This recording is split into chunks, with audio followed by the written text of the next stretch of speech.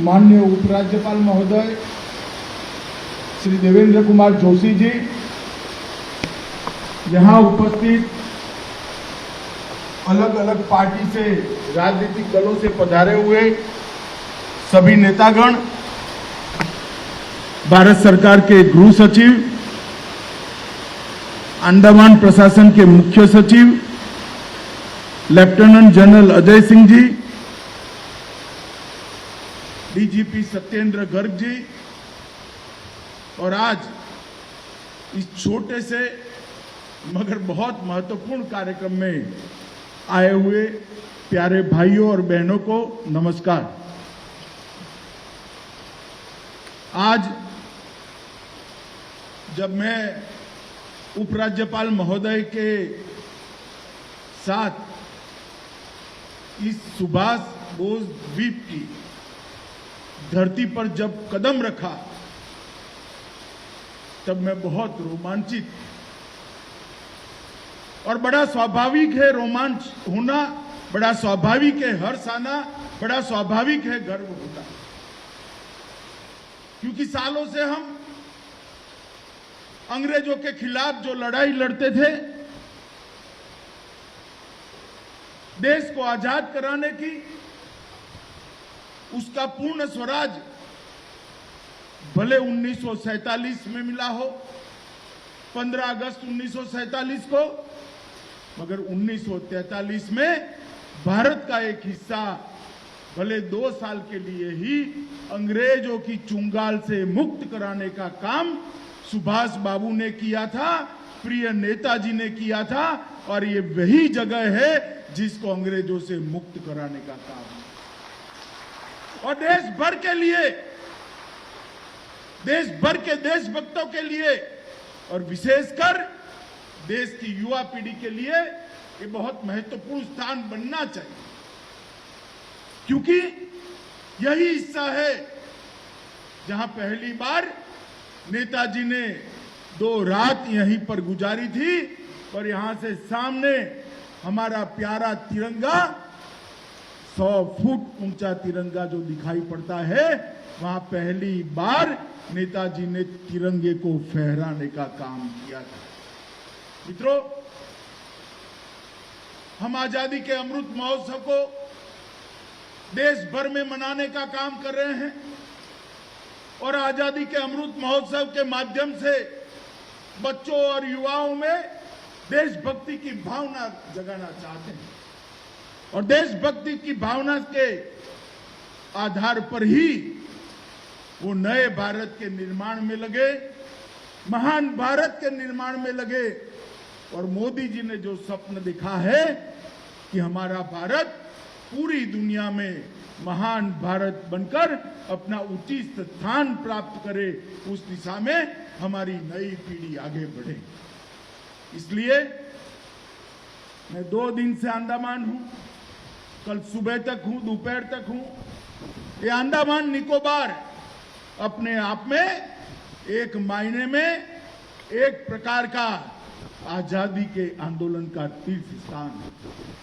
कल मैं cellular jail गया था, सैकड़ों स्वतंत्र सेनानी इतना कष्टमय जीवन यहां पर देश को आजाद कराने के लिए जिए, ऐसे ऐसे घरों से आए जो शायद आजादी की लड़ाई न लड़ते तो उनकी पुश्तों को कुछ करने की जरूरत नहीं थी।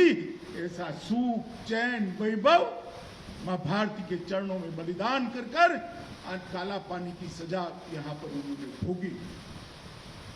मैंने कल भी कहा था, आज भी कह रहा हूं, देश के हर युवा ने एक बार काला पानी की ये सजा भोगने वालों की यातनाओं को जानना चाहिए, समझना चाहिए, देखना चाहिए। ये सेल्यूलर जेल जो आजादी के लड़ने वालों के लिए एक महातीर्थ बना था, वीर सावरकर जहां 10 साल रहे, भाई परमानंद रहे, जहां सन्याल जी रहे, इस सेल्यूलर जेल को देश की युवा पीढ़ी अगर एक बार देखेगी तो उनको मालूम पड़ेगा कि हमारे पुरखों ने जिस आजादी में हम आजाद भारत में दम ले रहे हैं, ये स्थिति को लाने के लिए कितनी बड़ी कीमत चुकाई।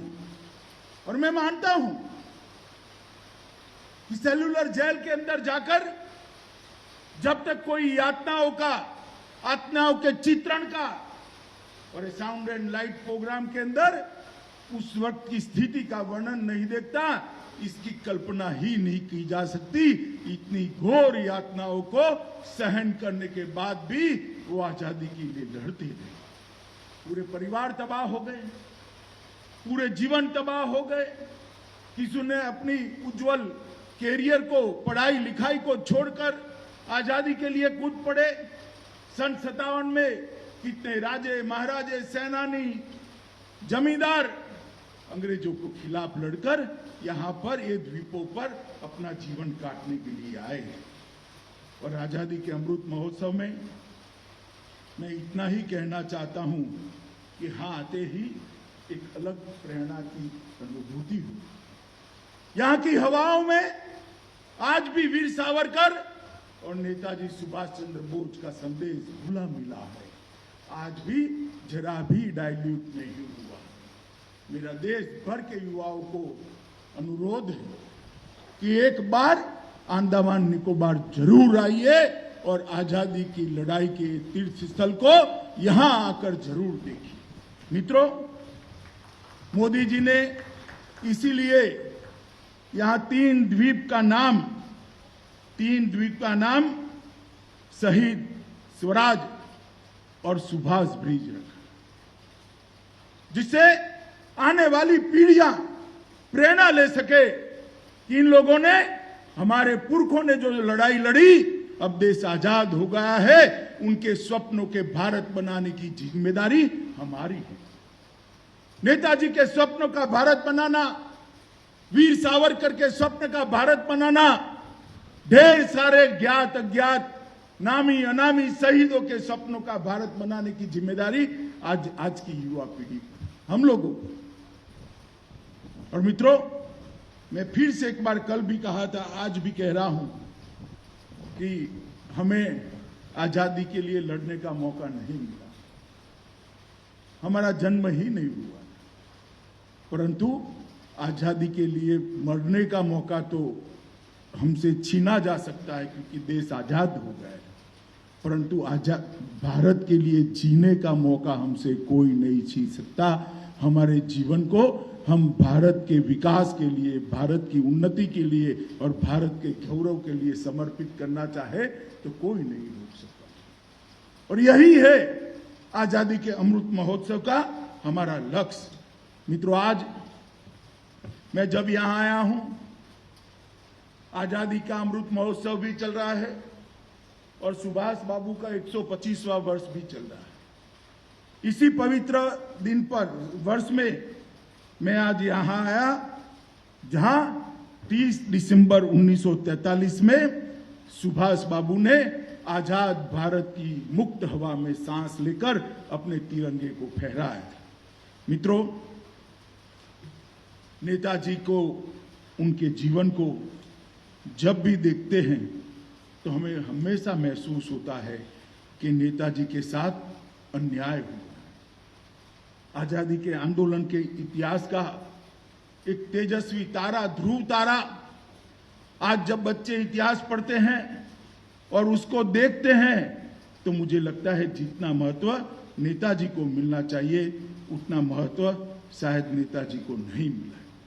सालों तक देश के अंदर आजादी के कई जाने माने नेताओं को, उनके योगदान को छोटा करने का भी प्रयास किया गया, मगर अब समय आ गया है कि सभी को इतिहास में उचित स्थान मिलना चाहिए।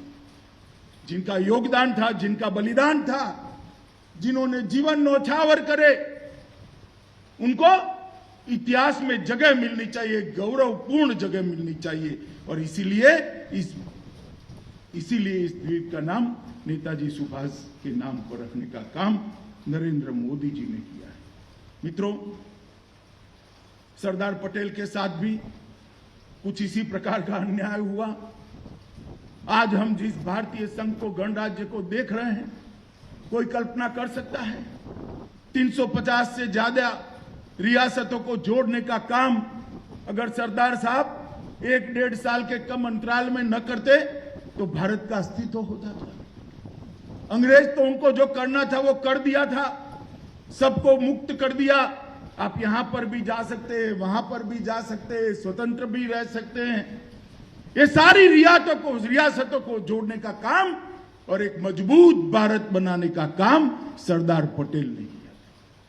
सरदार साहब को भी जितना सम्मान आजादी के बाद मिलना चाहिए नहीं मिला, मगर मित्रों इतिहास ऐसा है जो अपने आप को दोहराता है। हम किसी को भी कितना भी अन्याय करने का प्रयास करें, काम जो होता है वो कभी छिपता नहीं है, कभी दिखता दबता नहीं है। और आज केवड़िया कॉलोनी में विश्व से सबसे बड़ी ऊंची प्रतिमा, भारत के अंदर नहीं विश्व में सबसे बड़ी ऊंची प्रतिमा नरेंद्र मोदी जी ने सरदार साहब की लगाई है, जिसको देखने के लिए दुनिया भर से लोग आ रहे हैं। सुभाष बाबू और सरदार पटेल दो ऐसे व्यक्तित्व थे आजादी के आंदोलन के जिनको भुलाने का प्रयास नहीं करना चाहिए। मगर खैर उस वक्त जो हुआ वो हुआ। आज सुभाष बाबू को पूरा देश सम्मान के साथ याद करे, इस प्रकार की व्यवस्था यहां पर हम करने वाले हैं। और इसीलिए जहां पर सुभाष बाबू ने ध्वज फहराया था, वहीं पर उसी तिथि पर 75 साल पूरे होने पर मोदी जी ने एक बहुत बड़ा तिरंगा लगाकर एक बहुत बड़ा टूरिस्ट स्पॉट भी बनाया है और एक देशभक्ति की जागृति का ऊर्जा केंद्र भी बनाया है। और ये द्वीप को भी हम आने वाले दिन में विकसित करने वाले हैं और विकसित कर कर यहां पर एक भव्य स्मारक सुभाष बाबू की स्मृति में बने, इस प्रकार की हम व्यवस्था करेंगे। और मोदी जी ने सुभाष बाबू के जन्मदिन को 23 जनवरी को पूरा देश पराक्रम दिवस के रूप में मनाए, इस प्रकार की एक घोषणा भी करी है। और देश की सभी सरकारें और केंद्र सरकार आज पराक्रम दिन को मना रही है। एक ओजस्वी तेजस्वी विद्यार्थी जो आईसीएस बना, उस जमाने में आईसीएस बनने का मतलब था पूरे जीवन का ऐशो आराम सुनिश्चित कर देना। मगर सुभाष अलग उद्देश्य थे, पढ़ाई लिखाई करे थे। उन्होंने आईसीएस की एग्जाम अंग्रेजों की नौकरी करने के लिए नहीं दी थी। आईसीएस की एग्जाम पास करने का काम उन्होंने अंग्रेजों को किस प्रकार से यहां कर मूल समेत उखाड़ कर फेंक दिया जाए, इसके लिए किया था। और इसलिए जब आईसीएस की एग्जामिनेशन में टॉपर होने के बाद भी अंग्रेजों की नौकरी नहीं स्वीकारी, राजनीति में आए, कलकत्ता के मेयर बने, कांग्रेस पार्टी के 2 बार अध्यक्ष बने। कांग्रेस की कार्यनीति में उनके मतभेद हुए, कांग्रेस छोड़ी और फॉरवर्ड ब्लॉक बनाया और आजादी का आंदोलन का एक नया अध्याय शुरू। द्वितीय विश्व युद्ध में जब अंग्रेज मुंह की खा रहे थे, तब सुभाष बाबू ने दुनिया अचंभित हो जाए इस वक्त तरह से कलकत्ता में अपने ही घर में नजरबंद थे। कलकत्ता से एक ग्रेट एस्केप के नाम से जानने वाला एक यात्रा शुरू हुआ। कलकत्ता से पेशावर, पेशावर से मॉस्को, मॉस्को से बर्लिन, 7,275 किलोमीटर ये व्यक्ति गाड़ी से गया, इतनी ठंड में, जहां -43 डिग्री टेम्परेचर हो, ऐसी ठंड में ये आदमी कलकत्ता से बर्लिन तक गाड़ी। कितनी धगश होगी, कितनी धधक होगी, देश प्रेम की ज्वाला कितनी जोर से प्रदीप्त होगी और स्वराज प्राप्त करने का कितना उत्कृष्ट इच्छा होगी, तब जाकर ये मार्ग अंग्रेजों के पूरे राज को भेद कर बर्लिन तक पहुंचा था। पनडुब्बी से जर्मनी से इंडोनेशिया, इंडोनेशिया से जापान और वहां से सिंगापुर, 27,000 किलोमीटर की यात्रा पनडुब्बी के अंदर करने वाला आदमी सुभाष बाबू थे। देश को आजादी दिलाने के लिए आजाद हिंद फौज की रचना करी, रेडियो स्टेशन बनाया और इसी द्वीप पर आजाद हिंद फौज के द्वारा स्थापित किए हुए स्वतंत्र भारत की सरकार की घोषणा जापान ने कर इसको मान्यता दी थी। मित्रों, हम कल्पना कर सकते हैं जिस शासन का सूर्य दुनिया में कभी डूबता नहीं था, वो अंग्रेजों के खिलाफ इतना बड़ा संघर्ष कर उन्होंने आजादी दिलाने का प्रयास। खैर, उस वक्त भाग्य ने उनका साथ नहीं दिया, हम आजाद नहीं हो पाए, मगर क्या हम सुभाष बाबू के वो प्रयासों को भुला सकते हैं? क्या सुभाष बाबू की ये देशभक्ति को हम दोयम स्तर का दर्जा दे सकते हैं? क्या उनके आजादी के इतिहास में गौरवपूर्ण स्थान नहीं होना चाहिए? क्या उनके व्यक्तित्व से हजारों साल तक आने वाली पीढ़ियां प्रेरणा ले, इस प्रकार से उनकी स्मृति को संजोकर गौरवपूर्ण तरीके से सुभाष बाबू को देश और दुनिया के सामने नहीं रखना चाहिए? मैं मानता हूं समय आ गया है देश ने सुभाष बाबू को अपना उचित स्थान देने का, और मोदी जी ने जो फैसला दिया है उनके लिए सिक्का निकालने का, उनके जन्मदिन को पराक्रम दिवस करने का, उसी स्थान पर तिरंगा फैलाकर सुभाष बाबू की स्मृति को युगों तक संजोने का, इस द्वीप को सुभाष चंद्र बोस द्वीप नाम देकर उनके कर्तृत्व को श्रद्धांजलि देने का आने वाले दिनों में भारत की कई पीढ़ियां सुभाष बाबू को नहीं भुला सकेगी और न भुलाना दीजिए। जिस आदमी ने 35,000 किलोमीटर जमीन के ऊपर मोटर में, गाड़ी में और समंदर के अंदर सबमरीन में प्रवास किया, कुछ लोगों के तो जीवन टोटल 45,000 किलोमीटर का प्रवास नहीं करते थे, इन्होंने एक 7 साल के कालखंड के अंदर एक प्रवास किया और देश को आजाद कराने का प्रयास किया। मैं मानता हूं हम सब के लिए वो युगों युगों तक प्रेरणा के स्रोत बनते रहेंगे। मित्रों, यहाँ पर आज एक दूसरा महत्वपूर्ण काम, आजादी के अमृत महोत्सव के दिन हो रहा है। मणिपुर का पूरे पूर्वोत्तर में अंग्रेजों को रोकने का बहुत बड़ा योगदान था। सन 57 की क्रांति में भी रहा और फिर 1896 में, और मित्रों 91 में भी रहा। मणिपुर ने कभी शरण नहीं मानी थी, लड़ते रहे और मणिपुर एक ऐसा राज्य था जिन्होंने अपना लिखित संविधान भी लागू कर दिया था। मणिपुर रहा तो अंग्रेजों के कब्जे में काफी लंबा समय, मगर हमेशा उनके दांत खट्टे करने वाली लड़ाई मणिपुर के स्वतंत्र सेनानियों ने की थी। मणिपुर युद्ध के नायक युवराज टिकेंद्रजीत और जनरल थंगल को इम्फाल के फिदा में सार्वजनिक फांसी दे दी। अंग्रेज मानते होंगे कि हमने व्यक्ति को फांसी देकर आजादी के आंदोलन को कुचल दिया, मगर ऐसा नहीं होता है। उसके बाद महाराजा कुलचंद्र ध्वज सिंह और 22 स्वतंत्र सेनानियों को काला पानी भेज दिया गया था, यहां पर लाया गया था और यहां एक टापू पर उनको रखने का काम किया था। वो द्वीप का नाम है, एक पहाड़ का नाम है माउंट हेरियट। आज हम उनकी स्मृति में माउंट हेरियट को माउंट मणिपुर नाम देकर उनके योगदान का सम्मान करें। मणिपुर सरकार एक अच्छा स्मारक भी यहां बनाना चाहती है।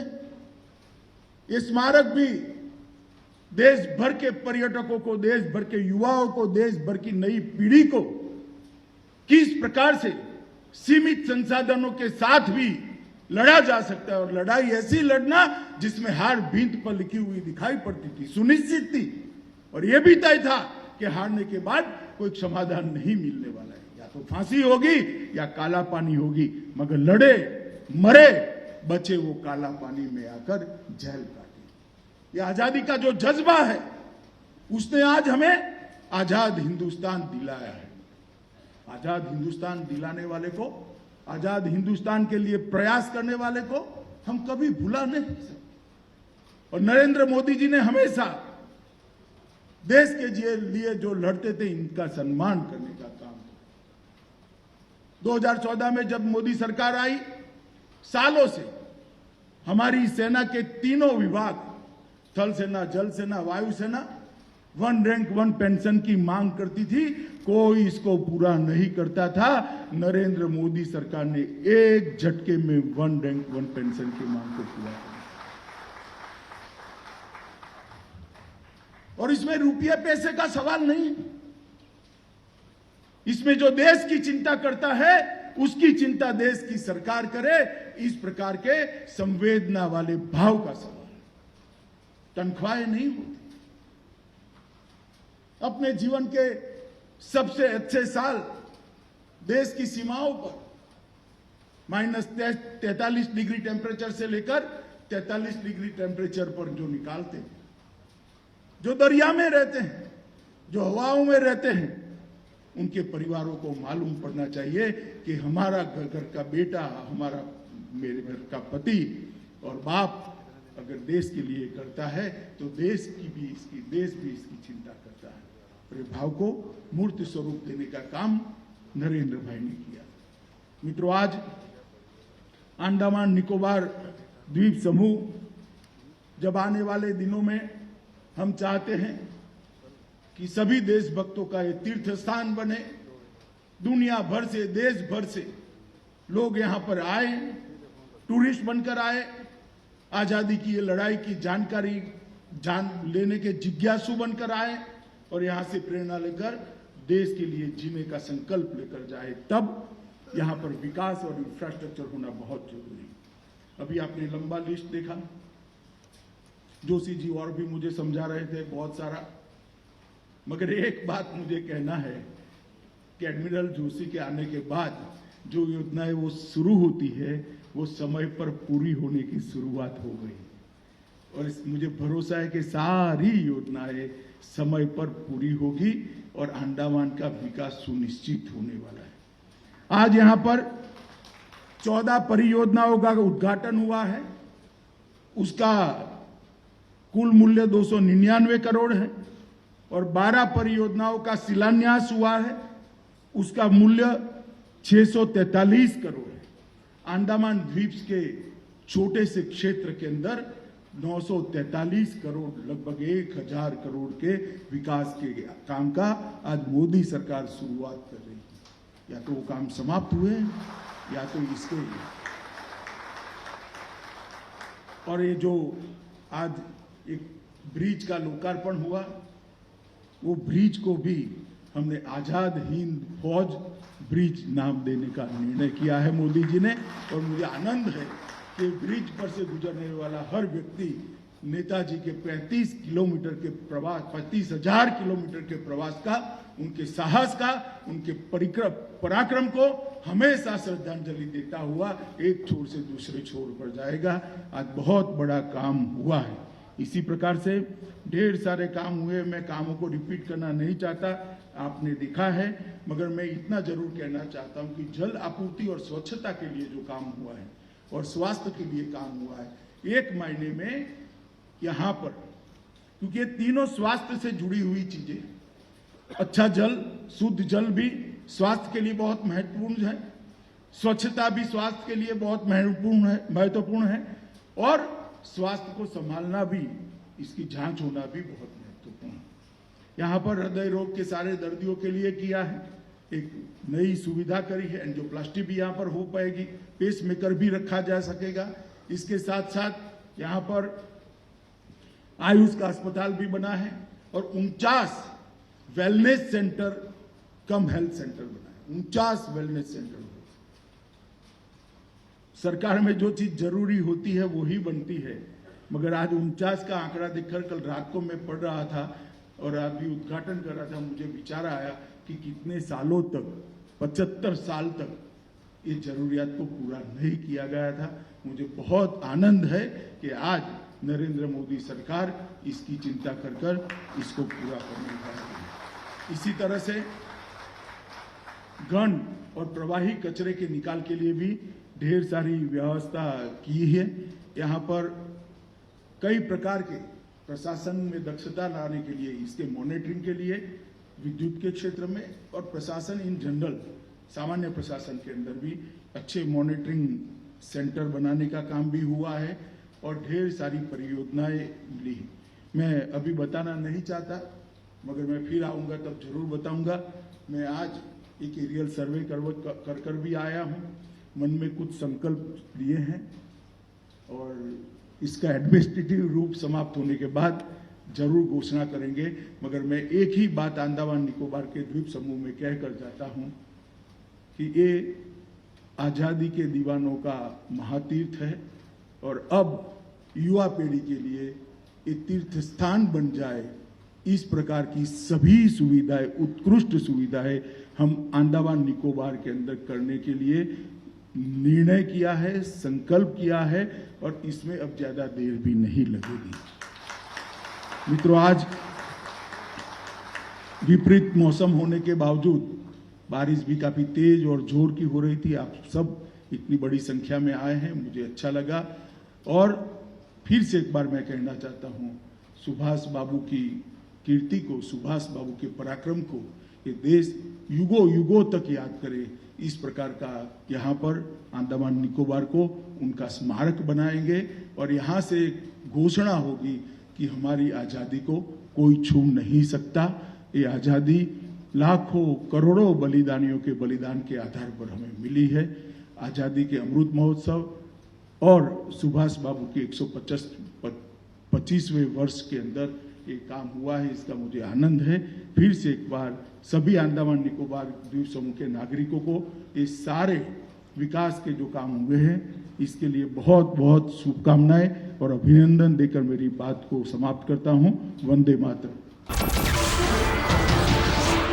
नमस्कार, मैं हूं मानक गुप्ता। अगर आपको हमारा ये वीडियो पसंद आया हो तो इसे लाइक और शेयर जरूर करें और हाँ, हमें सब्सक्राइब और फॉलो करना ना भूलें ताकि आप देश और दुनिया की कोई खबर मिस ना करें। तो जुड़े रहिए हमारे साथ और देखते रहिए न्यूज़ 24।